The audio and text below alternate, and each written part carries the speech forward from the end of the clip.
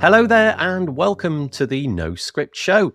We've put the audio on hold for a while to do a series of videos where we redesign small business sites from beginning to end as if working with a client.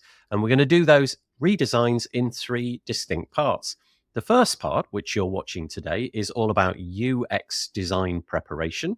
And then after a pause, and we don't know how long that pause is going to be, we'll release another video, and that will be all about the build. And that's going to be David all by himself doing the HTML coding and CSS and things like that.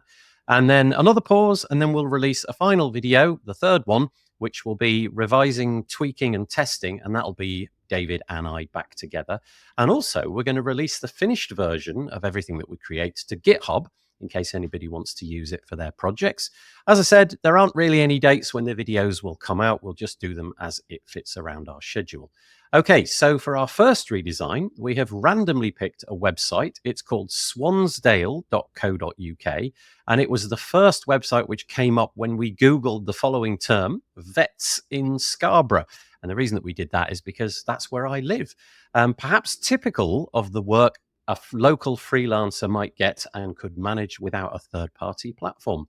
Have to say that Swansdale vets know nothing about this. We just picked it at random, so fingers crossed that they like everything that we're doing. Okay, enough from me. Time to introduce David Wormsley, who is right over there. How are you doing, David? You okay? Yeah, really good. Shall we, we might as well share the screen and bring up, shall we show Swansdale? Yeah, let's do it. Okay, so let me switch over. Here we go. This is a shared Google Doc that we've got. Yes. So let's get stuck into it.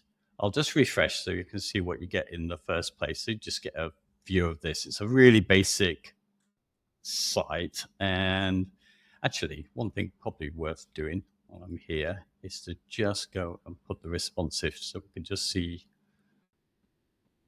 Because obviously that's kind of what it looks like there. Okay, so I'll go back to our notes, shall I? Because we've got a bit of an order for this, haven't we? We're going to try and, do the bits that maybe if we were doing a full UX design, we want to try and take into account the sort of things that pros would do, but also recognize the fact that this is a small local site, so we'll have to cut it down. So we've given ourselves, and we've already made some notes because we've chatted about this. So we need to cover today, what happens when the client inquires, the client aims, the audience who's this intended for, this website, the branding, what we're going to do about that, the structure, which is nav and key content that we're going to put. We'll try and just do a homepage, I think, today. Basically how we'll set out the hero copy and the other copy, how the sections that go in our homepage. And that's what we want to get up to with some rough idea of a design. I think the way that I don't know about you, Nathan, when you had a project to do, I was always lucky to have the time to sort of take breaks and come back to a project or something. So I might stick some stuff down, some colors, and then come back and go, they're hideous, and change them again. So I expect that will happen. We'll do a bit of that today. Yeah. Then I'll design it and go, and say, do you think this change will be better? And then our final get together will be tweaking up with the actual code there in place. Yeah, I think that's fine. We've got plenty of time. We've got time to iterate upon it. And this is just going to be our first go at this kind of content. So let's see how it works. So we've got these, it says here 5 sections, but you've actually started with the number 0. So I guess the first thing is the client inquiry. So I suppose we're imagining that we're a freelancer. The telephone rang. This vet company phoned us up, and now we're into that whole, like, how do we get information out of them? So what kind of things are we going to do there? How much for a new website, mate? Yeah, that's right. Yeah, that's probably what they're going to say. And you're going to say $10 million. No, you're not. Exactly. It's a local website, so I guess that has to be thrown into it. But I think my intuition here was never to throw out numbers or anything like that. My intuition was to say, can we get together in person so that I can show you what it is that I do? Because that always worked well for me, and I don't need to go into all the reasons for that. But at the point where they're inquiring, I'm going to buy myself a bit of time and say something like, can I come over to your office in a couple of weeks And that gives me time to write down ideas, do some, as it says on the screen, think about what's needed, as well as some basic SEO work, those kind of things, so that I can go armed with a few ideas like we're going to do today. Yeah, exactly. And the same with me, just straight for a call, talk about it, find out what the aims are. Because I think most people have an understanding of a website as being only the thing they see. So it's judged on its beauty rather than what it might be able to do for them in terms of getting traffic or being more usable for their regular users and how it will work on different devices. So I try to get that chat and then maybe start them off. If there's something they can just pay for to get going, because mine's all agile, I'll try and just say, okay, let's do a first thing where we look at competitor research if they want more numbers. So if they want more people coming in, we might look at that and just get moving. But I'll tell you what, I mean, we had a little look earlier. I would always go and have a look to see what I see on the site. So maybe I should just go back quickly to this. So I think, automatically you can see there's a good job to be done here because of the fact that, the first thing, if you do a refresh on this, you can't read the logo. You've got beach huts to explain what this is. And then you've got this text, which is hard to read, and some, not very accessible buttons. The contrast isn't there. So you can tell that this is a homemade job. And I looked at their history as well. So shall I just go and find? Yeah, this is interesting, isn't it? So you're going way back with the web archive. That one's... yes. So it's not much here for when they first appeared back... looks like 2010. Yes, that's it. So lovely Comic Sans, so that might be common at that time. And then they increased, when's that? Oh, a year later. So it looks a lot kind of nicer here. They've gone with that blue. And then just before this one, they had this, which you'll know about, Nathan, because I can see it's a Drupal site from the Favicon there. Yeah. Nice. Yeah, so they've had, so I think this one and the one before, I think I had a look somewhere. This was obviously... It says powered by LifeLearn. Well, I've never heard of that. Yeah, so obviously they've got CMSs and then they've got a Squarespace. So we'll be trying to convert them to the idea of, well, I would be, because it's the job that we're going to try and do with HTML and CSS, whether they'll do the updates for us and we can complete it. But looking at the site, there's well under 40 pages, so that's manageable without dependencies. There's only one form on there, which I don't think is particularly good. So it's a job that we could do without kind of any real costs, Yeah, this is a great one for us to start on our first video because it's got so many glaring things about it. But some nice things going on there in what you just said, in that we can see that over the last 14 years, they've changed the site, what is it, 1, 2, 3, 4 times? And this would be, if in this imaginary scenario, this would be a 5th change. So they're obviously serious about the business. They've got a bit of a heritage, and I can tell you, because I happen to know, they have been around for ages, and they're one of the bigger vets practices. So I suspect that they're, I don't think they're doing this to because they're struggling. I think it's more likely that they're doing this because they're successful. But let's dig into the client aims that you've got on the screen there. So these are some of the things that we're imagining might be on the client's mind, and we framed them in it as questions, but we're imagining some of these might be the points here. So shall I go through this quickly? Please. Yeah. So things that we may get out of them, which would directly affect the kind of design that we do. Are they trying to grow the business? And that was my intuition. Do they need any SEO work to be done? So that could be something that we could pitch for them, but that's totally out of the scope of what we're doing in these videos. Are there any locales that are not covered, which they want to? So what I'm meaning by that is, have they got little sort of satellite offices? They've got their main office in Scarborough. They've just opened, as luck would have it, they've just opened one in a nearby village. So are they looking to include that kind of information? Are you in this village? Go here. Maybe that's some extra pages that they need and some more information, Google Maps and so on. Do they want to put some of the admin work over to the website? Because we noticed that they didn't have a booking system of any kind. And you kind of feel these days a lot of people, especially the younger people who've had iPhones since birth, they're very capable of booking things online and getting their dog booked in for this, that, and the other thing. So maybe that's something we could talk about. The question arises, would they want to look after the website? Obviously, in David's case, he's going to be wanting to just make a nice HTML flat site where they come back to him for any work that needs progressing. But if you're like me, it's maybe a time to offer the opportunity of something like a CMS, in my case, WordPress as well. And also, are there any mandatory things which the business is required to do? So, for example, is there any compliance that we need to know about? So that's from a sort of technical point of view. Are there any things which must be on the website in order for it to be legal for a vet? But also, are there any things that they might be offering that are not shown on the website, like chipping pets and things like that? That's where you literally put a microchip inside a pet. So, are there new services and products and recurring revenue streams that are not mentioned? Have I summed that up? That was fairly quick. Yeah, I think you have. Yeah. Okay. And there are a few things, obviously catchment areas, which you mentioned, is something which I don't see on their site, where a little trick is often to put the different areas that in the footer or something. So all the pages at least covering all the local areas in case people search by their area and vet, and they could get to the nearest. So that's one of the things there. Interestingly enough, and we were talking about this earlier, but I forgot to say when we were talking about, particularly with booking systems, would they need that? For me, it would always be a third party that I would do that with. But what was interesting is, and I don't know if I can find it now, on their site, they did have, I think, something for insurance. I don't know.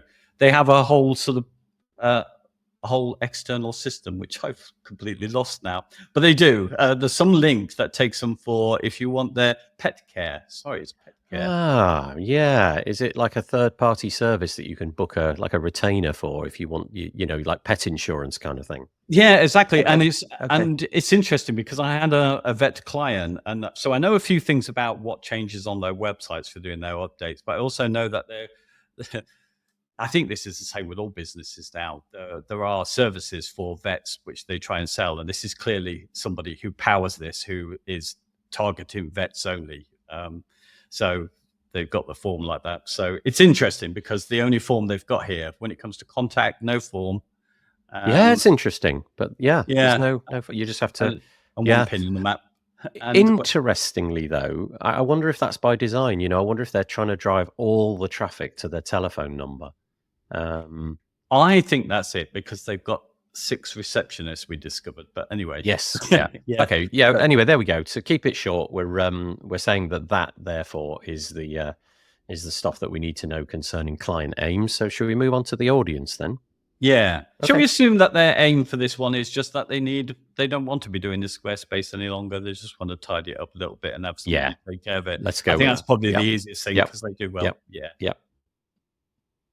Okay, so the audience then, I think this one is probably the easiest one we'll ever get, because it is bound absolutely to a local area. So it is, in this case, people living in the Scarborough or environs of Scarborough.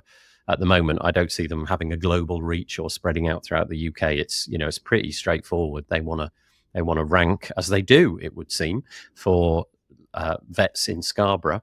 And really, I suspect the target audience are people with pets, but also maybe people who are thinking about owning pets and are kind of weighing up the costs of things like that. How much does it cost to do the veterinary stuff and all of that? But living in the local area, living within a few miles of where I live. So that's pretty straightforward, I think. Yeah, I think so. I mean, trying to get the UX designer's hat on, you want to try and get some avatars of your typical person, so you can get into the mindset of who's likely to visit. Is it likely to be more women than men? What's the kind of aesthetic that they might have? And I think it's very difficult with this, because I think it might be more split. I think a lot of services like this maybe go to the majority of women might contact for these kind of home things, but I don't think there's anything in it. So I think it's as easy as we can get on that one. So I don't think we need to consider it too much. Nope. Branding is the next thing. I mean, we know their history of branding from what we looked at before, so they've kept it pretty simple. Yeah, on the current iteration of the website, it is fairly bare bones, isn't it? It's lots of white space. They've got go through them all. Sort of serif. Yeah, thank you. They've got a there's the history one. They've got like titles with a serif font, and then they've got everything else is just seemingly one font, which I don't actually know what it is. It's quite narrow for my taste, but that, whatever that is. So, unless they want to do something radically different, I think keeping something similar to that seems fairly straightforward. If they've got somebody on staff who really wants to change it, maybe they could, but finding something freely available on the internet without needing to download a font might be quite good in those scenarios. Yeah, because it's Squarespace, they've got one of their, one of the do they get one the Adobe license for all the nice fonts? Okay. But I checked this one out anyway. So where is it? Oh, actually, okay. It says it's Trajan Pro 3, which we can't get for free. But if they were insistent on that, there was very similar Google fonts. Cinzel, I guess that's how you say it. But the only problem, I did have a quick look at that, and it's only uppercase, that one. So it wouldn't be. And then the next one is EB. But we were just talking before, and we stuck in, didn't we? Just in the inspector Times New Roman to see if we can get away. Yeah, so we probably could get away with web-safe fonts and make it load even quicker for this. Yeah, so I mean, at the outset, at least we've got something to talk about when we go and speak to them. We're offering a free font. We could offer them a paid font, but we have to say that if they're going to go with us, they'd have to deal with that themselves. But Times New Roman looked absolutely fine, and then we chose some sort of serif font, sans serif font for the main body, and it could have been just the default that the what do they call it? I've forgotten the correct term, where you don't specify a particular font. The system font, that's it. Yes, the system font's really good because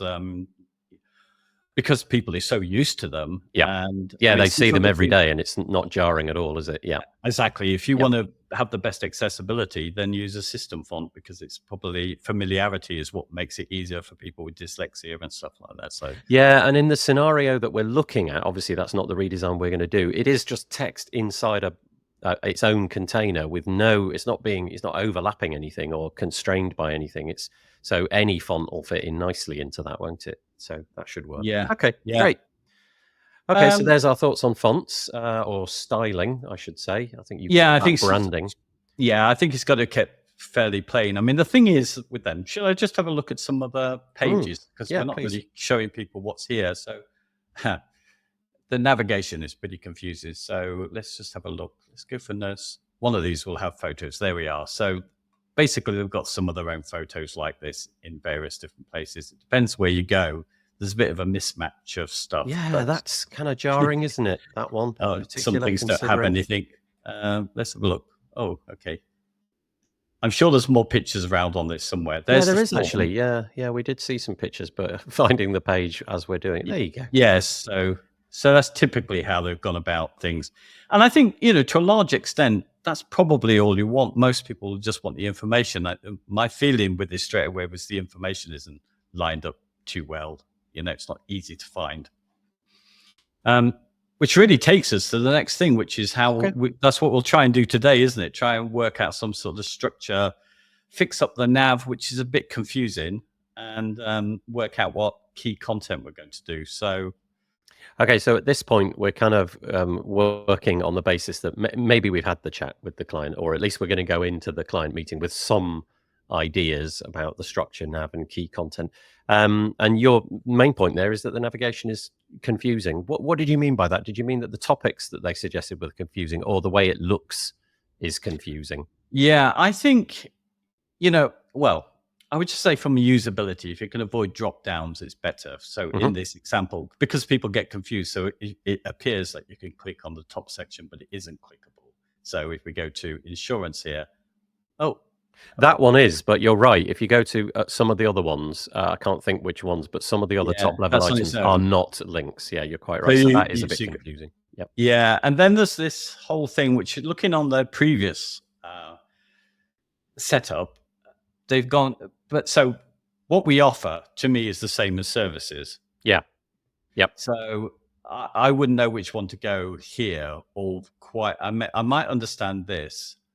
But I wouldn't then necessarily understand why the services are different. So I would be thinking about maybe pulling these together. The difficulty is as well, when you look for pet information as well, vaccination, neutering are definitely services they offer as well. So Yep. So what you're saying is the top level items, pet info, services, and what we offer are sometimes just totally overlapping. They're often the same thing, so it's confusing. There's more menu items than there needs to be. Can we think of a better way of restructuring that menu? Yep. Yeah, so I think that's probably our job now. And then we need to get, let me just have a look on, let's just go. What we'll do is we'll try and sort these things out. I think we should take a little bit of a break and put ourselves on pause and then just discuss what we've got up to now. And then we'll start arranging some stuff. Yeah, that sounds like a good idea. So we're going to do this during this video. If you are watching this, this is going to happen from time to time. We are going to take a little bit of a break and put up the UK test card so that we can have a chat. And we'll be right back when we have thought a little bit more about the design. So we'll see you in a few minutes.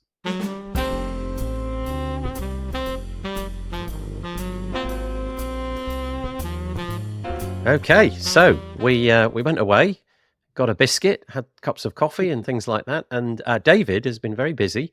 He's done some design work in Figma, which I confess I've heard of, but I'm not really that familiar with. So show us what you've been thinking, David. Well, yeah, I've come up with, I mean, it's not aligned properly, but well, let me tell you that it's not there on the website, but if you go to their Facebook, which is quite active, they've got a lot of pictures. So I was able to steal a bunch of those here. Obviously, when I put this out for people to take and use for their own projects, I'm going to have to change this for some stock photos. Oh, okay. Yeah, of course. Yeah. But imagining this. So this is, I mean, it's as plain as you can get, but I think it does it. So shall I just talk through kind of the thinking? So we were talking about it before, that we thought the contacts perhaps ought to be on the top there because that would be their main thing with, you mentioned it, 6 receptionists. I think one intuition is number. My intuition is their funnel is the telephone number. Yeah, and it was on their earlier one. It was a big call out on the top. So I thought that was it because that's in the footer before. So we could get that to the top. But also I think opening hours is their big thing. So I thought if we stick a button up here with a link down, it can go to how they've got it on their present site and just put the hours over here. Yeah, so nice. If we go back to theirs, they put their hours down here. So that will be a swing down to that. So I think that covers the top there.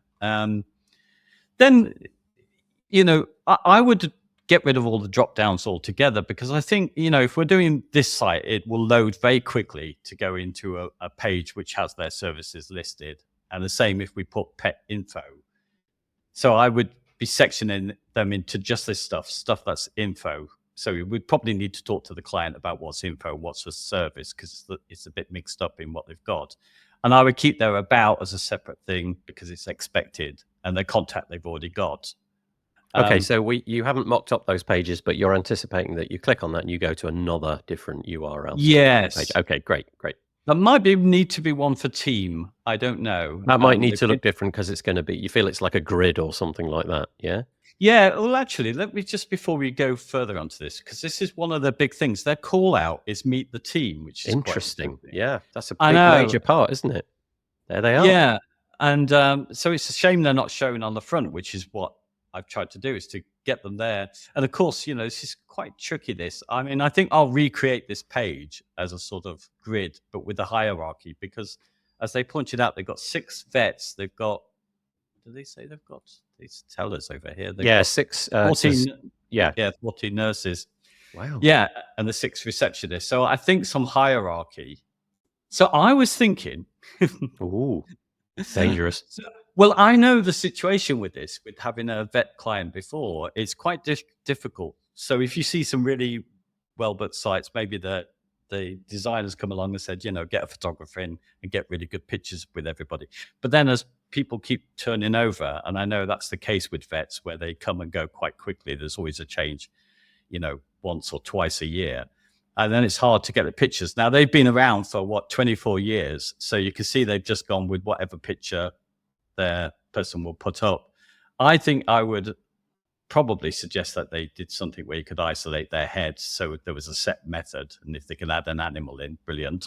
But, and then turn these into something. But what they've got here, this is quite interesting because I didn't realize that until just now. Some of them have got a big write-up. Oh. Pages. And some of them will probably, some of them are really just like a sentence or two or nothing at all. Like this one, it's a dead page, of course, on that one. Yeah, okay. So I just thinking about it, how would you tackle this? Would you keep it with the pages, or would you just try and aim to get it all on the one page? Yeah, honestly, I would imagine that there's really very limited interest apart from the bare bones. So I think my advice would be to encourage them to tell us their story in no more than 3 sentences and include it on that page. Have it in some kind of hierarchy of whatever they want to. Maybe the vets go at the top or something like that. Because really, I think all this page is trying to do is instill confidence. These are professional people. They know what they're doing. They've got the qualifications that they need. That's probably what I want to get from this page. That I'm going to be dealt with in a timely manner. There's plenty of reception staff and that kind of thing. It's just bolstering that confidence in making the first phone call, isn't it? I don't really need to know the qualifications of Matt Purnell, not really. But I do need to know that he is qualified. And I think I've seen them on other ones, and I think I'll just take that where they.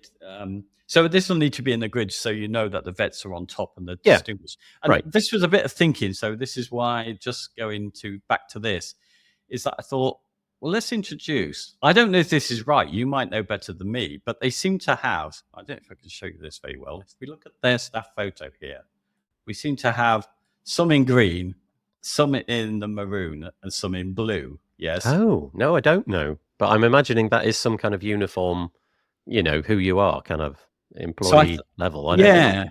So that could be a theme, which is all I've done here in picking out this color. So the blue could represent the blue of the logo, and the yellow would be another theme to highlight certain things would be in there.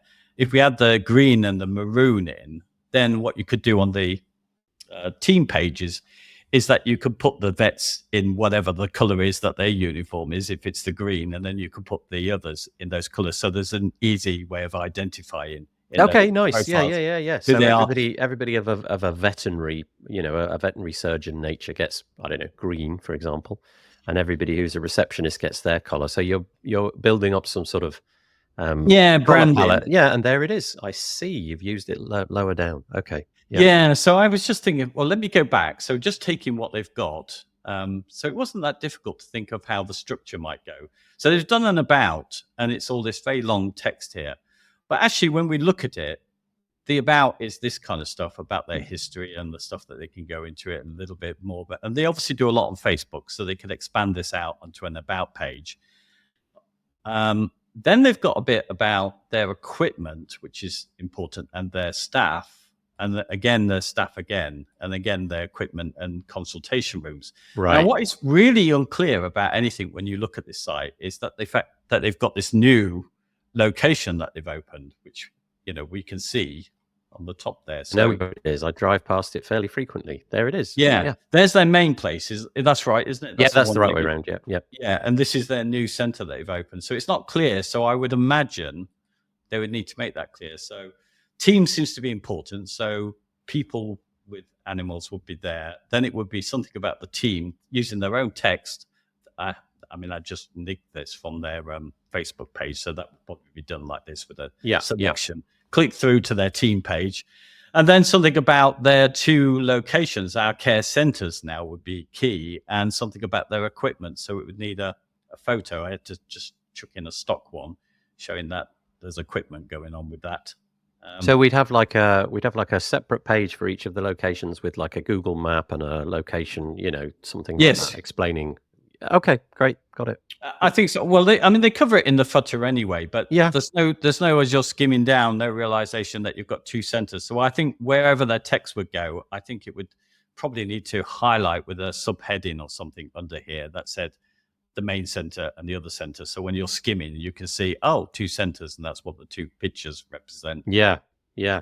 So I think that would be key to know that they've got 2 there when you're looking at it as a quick skim. And then I thought, if we are taking out all these drop downs here, and the home page is their main page, which I guess it would be for where they get the stuff, why not put the services here in a sort of bentos box?